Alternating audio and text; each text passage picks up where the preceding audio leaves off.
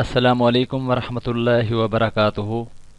محترم سامعین، میں امید کرتا ہوں آپ سب خیریت سے ہوں گے۔ اللہ رب العزت آپ سب کو اپنے حفظ و امان میں رکھے۔ اعوذ باللہ من الشیطان الرجیم، بسم اللہ الرحمن الرحیم۔ نیک لوگوں کے قبر کے معاملات۔ نبی کریم صلی اللہ علیہ وآلہ وسلم نے ارشاد فرمایا، جب میت کو قبر میں داخل کر دیا جاتا ہے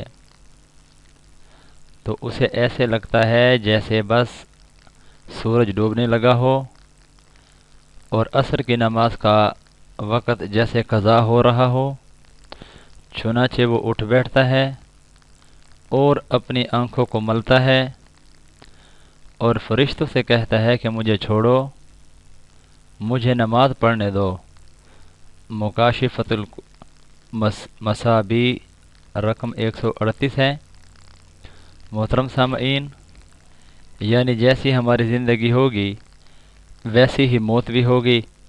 اللہ تعالیٰ سے دعا ہے کہ ہمیں اللہ رب العزت نماز اور اعمال کی پابندی کرنے کی توفیق عطا فرمائے تاکہ قبر اور حشر کے معاملات ہمارے لیے آسان ہو جائیں۔ آمین ثم آمین۔ گلدستہ سنت جلد 5 صفحہ 249 پر موجود ہے۔ محترم سامعین، میں آپ سے مؤدبانہ گزارش کروں گا، 5 وقت کی نماز کو اپنی زندگی میں لائیے، ایک نماز بھی قضا نہ کیجیے۔ اللہ رب العزت ہم سب کا حشر نیک لوگوں کے ساتھ فرمائے، اس دنیا کے اندر بھی اور آخرت کے اندر بھی۔ اللہ رب العزت ہم سب کا حامی و ناصر ہو۔